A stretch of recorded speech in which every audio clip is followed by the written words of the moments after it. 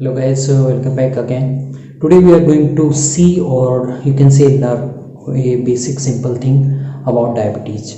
आपने डायबिटीज़ नाम सुना होगा, लेकिन आज हम यहाँ डिफरेंशिएशन देखेंगे दो एक जैसे लिखने वाली डिजीज़, जैसे डायबिटीज़ मेलिटस, दूसरा सेम नाम है डायबिटीज़ इंसिपिडस, लेकिन दोनों में थोड़ा थोड़ा सा अंतर होता है, बहुत बड़ा लेवल पे, जो आपको पता होना चाहिए.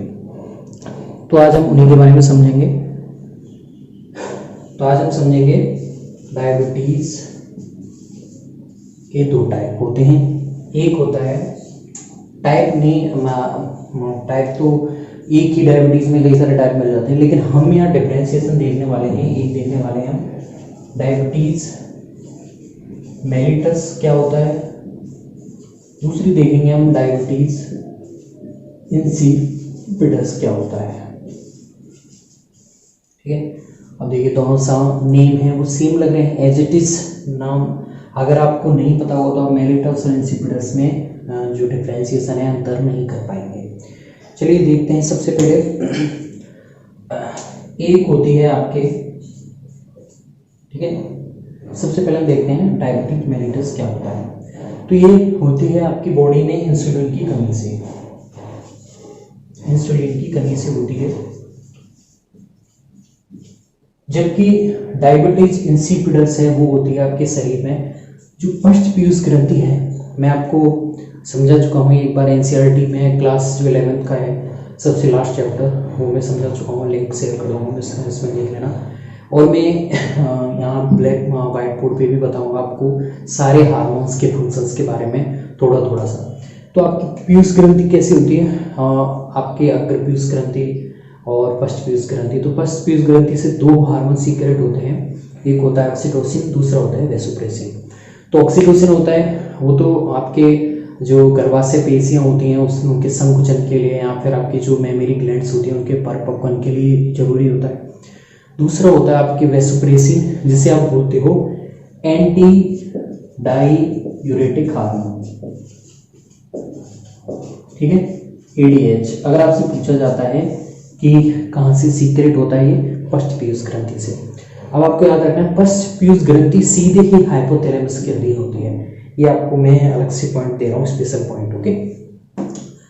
और अग्र पीयूष ग्रंथि है उसका नियमन हाइपोथैलेमस निवाय का पोर्टल सिस्टम से कंट्रोल करके रखता है. लेकिन पश्च पीयूष ग्रंथि उसके सीधे अधीन होती है, तो उसके द्वारा जो दो हार्मोन सीक्रेट की जाती हैं, एक एडीएच होता है, दूसरा होता है ऑक्सीटोसिन. तो ऑक्सीटोसिन में बता चुका हूँ, एडीएच का काम देखते हैं. ठीक. तो एंटी डाईयूरेटिक हार्मोन या फिर वैसोप्रेसिन हार्मोन, इसका मेन फंक्शन होता है, आप अगर किडनी देखेंगे, किडनी में दो आप नलिकाएं पढ़ेंगे, जब भी आप नेफ्रॉन की स्ट्रक्चर पढ़ेंगे उसमें आपको पता चलेगा पीसीटी और डीसीटी. ओके, यानी कि समीपस्थ नलिका या फिर दूरस्थ नलिका होती हैं. जो आप अगर नेफ्रॉन में स्ट्रक्चर में आपको बताता हूँ, देखिए नेफ्रॉन की स्ट्रक्चर में इस तरह से जाते हैं आप, यूकल लूप बनता है और इस तरह से आपकी संग्राहक नलिका में मूत्र 3 प्रोसेस से बनता है जो. तो ये आपकी पीसीटी होती है, समीपस्थ कॉन्वोल्यूटेड ट्यूब, यानी कि वलय नलिका. दूसरी होती है डीसीटी.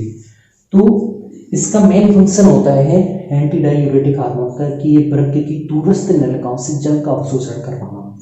इसका मेन वर्क है वाटर रीऑब्जर्व करवाना. ओके, बेसिक्स है. यहाँ पे दूरस्थ नलिकाओं से, वृक्क की दूरस्थ नलिकाओं से जल का पुनः अवशोषण करवाना. ओके, इसे हटा देते हैं हम. तो बच्चों, सॉरी, जो भी हो, बच्चों, भाइयों, जल का अवशोषण करवाना वृक्क की दूरस्थ नलिकाओं से. अब हम क्या करते हैं, जैसे हम कॉफ़ी वगैरह पीते हैं, तो कॉफ़ी और जो भी लिक्विड्स होते हैं उनसे ये हार्मोन कम सीक्रेट होता है, एडीएच कम सीक्रेट होता है भाई. उस टाइम पे जब कम सीक्रेट होगा तो जल का पुनः अवशोषण नहीं हो पाएगा. जल का पुनः अवशोषण नहीं हो पा रहा है, यानी कि आपकी यूरिन में जल का आयतन बढ़ जाएगा. जब जल का आयतन बढ़ेगा, जल का वॉल्यूम बढ़ेगा, इस कंडीशन को क्या कहते हैं, वाटर क्या हो गया है, तनु हो गया है. ओके, कैसा हो गया आपका, यानी कि इसमें जल की मात्रा बढ़ गई है. जब भी देखिए विलयन मिलकर बना होता है, विलेय और विलायक से, ठीक है। विलायक होता है जल, ज्यादातर आपको आदर्श विलायक के रूप में जल ही देखने को मिलेगा, ठीक है। अब अगर जल की मात्रा ज्यादा है तो वो आपका कैसा है, तनु, ठीक है, डाइल्यूट है, ठीक है। अगर उसमें विलेय की मात्रा ज्यादा है तो वो कैसा है, सांद्र है। ओके, अब हम लिख देते हैं इसे, जैसे विलेय की मात्रा ज्यादा है तो वो सांद्र विलयन होगा, अगर विलायक की मात्रा ज्यादा है तो कैसा होगा, तनु होगा। ये केमिस्ट्री की चीज है। ओके, तो यहाँ पे क्या होगा, जैसे आप कॉफी वगैरह पीते हैं, लिक्विड पीते हैं, कोल्ड ड्रिंक वगैरह पीते हैं, उनसे आपकी ईडीएच हार्मोन है वो कम सीक्रेट होगा और उनका जो वर्क है वो इफेक्टेड हो जाएगा। उस कंडीशन में आपकी नलिकाओं से जल का अवशोषण नहीं हो पाएगा। अवशोषण नहीं होगा तो जल है ना आपके मूत्र में, उसका आयतन बढ़ जाएगा। अब आयतन बढ़ा है, जल क्या है, विलायक होता है, तो उस कंडीशन में आपका मूत्र कैसा हो जाएगा, यूरिन कैसा हो जाएगा, तनु हो जाएगा।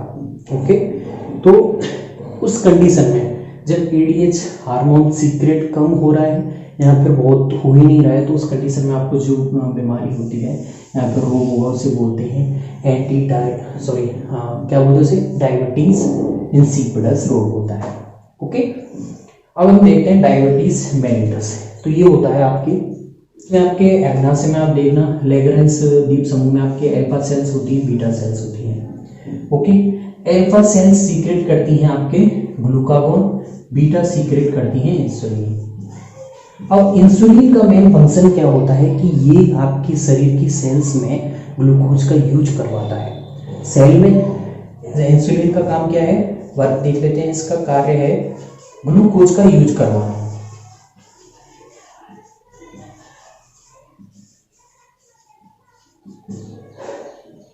सॉरी, बैकग्राउंड में जो ज्यादा आ रहा होगा, ठीक है, ग्लूकोज का यूज करवाना। अब क्या होगा, जैसे ही शरीर में इंसुलिन की कमी होगी तो क्या होगा, इसका कार्य इफेक्ट होगा। कार्य क्या कर रहा था, ग्लूकोज का यूज करवा रहा था, आप यूज नहीं करवा पाएगा, तो उस कंडीशन में आपके ब्लड में ग्लूकोज की मात्रा बढ़ जाएगी, यानी कि ग्लूकोज की मात्रा बढ़ जाएगी, इंक्रीज हो जाएगा। उस कंडीशन में आपकी ब्लड शुगर बढ़ जाएगी और यूरिन में भी शुगर आने लग जाती है। उस कंडीशन में होने वाले रोग को क्या बोलते हैं, डायबिटीज मेलिटस। ओके, तो ये अग्नाशय की बीटा सेल्स, जो कि लेगरेंस द्वीप समूह की बीटा सेल्स हैं, उनके द्वारा सीक्रेट इंसुलिन की कमी से होता है। तो आप इंसुलिन के इंजेक्शन लगाते हैं, ठीक है, और उनके रोगियों को खाना खाने के बाद में इंजेक्शन साथ में ही ऑलवेज बिस्किट वगैरह रखने के लिए प्रिस्क्राइब करते हैं। तो वो चीज़ें ध्यान रखने वाली चीज़ है। तो उसमें क्या होगा, और दूसरा आप ग्लूकागोन का वर्क भी याद रखें, क्योंकि दोनों ही ये ग्लूकोज जो होमियोस्टेसिस करवाते हैं, ग्लूकोज का कंसंट्रेशन ये निर्धारित करते हैं। ग्लूकागोन का वर्क क्या होता है, ग्लूकागोन क्या करवाता है आपके, इसका वर्क होता है आपके शरीर में ग्लूकोज को यूज नहीं कर पाता, ये ग्लूकोज की कंसंट्रेशन बढ़वाने का काम करता है, ठीक है। ये ग्लूकोज का यूज नहीं होने देता है, इसीलिए इसे बोलते हैं हाइपरग्लाइसेमिक हार्मोन। जबकि इंसुलिन है इसकी जस्ट अपोजिट वर्क करता है, वो सेल में ग्लूकोज का यूज करवाता है, इसीलिए ग्लूकोज का यूज होगा तो उसकी कंसंट्रेशन भी कम होगी, इसीलिए इसे बोलते हैं हाइपोग्लाइसेमिक हार्मोन। रक्त में ग्लूकोज की सांद्रता जो कंसंट्रेशन है उसे नियंत्रित कर देता है, ठीक है। अगर तो ये है मेन, ठीक है, ओके। अब इसका बोल सकते हैं हम एल्फा का वर्क क्या होता है, तो एल्फा सेल्स क्या करवाती हैं, आपकी ग्लूकोनियोजेनेसिस करवाती हैं, नियोजेनेसिस करवाती हैं, यानी कि ग्लूकोज की कंसंट्रेशन बढ़वाने का काम करती हैं ऑलवेज। ग्लूकोनियोजेनेसिस यानी कि ग्लूकोज का निर्माण करवाना, ठीक है। और ग्लाइको जो लाइसिस होती है उसे भी प्रेरित करती हैं, जैसे ग्लाइकोजन टूटे और ग्लूकोज बने। तो ये आपको पता होना चाहिए कि डायबिटीज मेलिटस में क्या होता है, ये होता है आपकी बीटा सेल्स के द्वारा सीक्रेट इंसुलिन की कमी से होता है, जिसमें इंसुलिन का वर्क होता है ग्लूकोज का यूज करवाना। अगर कम सीक्रेट हो रहा है या फिर हो ही नहीं रहा है तो उसकी एब्सेंस के दौरान यहाँ पे ग्लूकोज का यूज नहीं हो पाएगा, उसकी वजह से आपके ब्लड में शुगर कंसंट्रेशन बढ़ जाएगी, यूरिन से भी आपकी शुगर आएगी। उस कंडीशन को आप बोलते हो मधुमेह यानी कि डायबिटीज मेलिटस, ठीक है। मैंने यहाँ पे बताया अल्फा कैसा है, आपका हाइपरग्लाइसेमिक हार्मोन है, ग्लूकोज की कंसंट्रेशन बढ़वाता है, जबकि बीटा है ग्लूकोज को यूज करवा देता है तो उसकी कंसंट्रेशन कम हो जाती है, उसे इसलिए उसको बोलते हैं हाइपोग्लाइसेमिक हार्मोन। जबकि हमने देखा इंसिपिडस, डायबिटीज इंसिपिडस, जो कि पश्च पीयूष ग्रंथि के वैसोप्रेसिन हार्मोन, जिसे आप एंटीडायूरेटिक हार्मोन बोलते हैं, उसकी कमी से ये रोग हो रहा था, जिसमें उसका वर्क होता है ड्रग की दूरस्थ नलिकाओं से जल का रीअब्जॉर्ब करवाना, पुनः अवशोषित करवाना, जो कि अगर नहीं हो पाता है तो उस कंडीशन में आपका जल रीअब्जॉर्ब नहीं हो पाएगा और जल का आयतन मूत्र में बढ़ जाएगा, जो कि तनु हो जाएगा। तो इस रोग को डायबिटीज इंसिपिडस कहते हैं। जब भी आप कॉफ़ी का सेवन ज़्यादा करते हैं तो आप देखते होंगे आपको यूरिन ज़्यादा आता है, 2 या 3 बार से वो ज़्यादा आपके देखने को मिलेगा।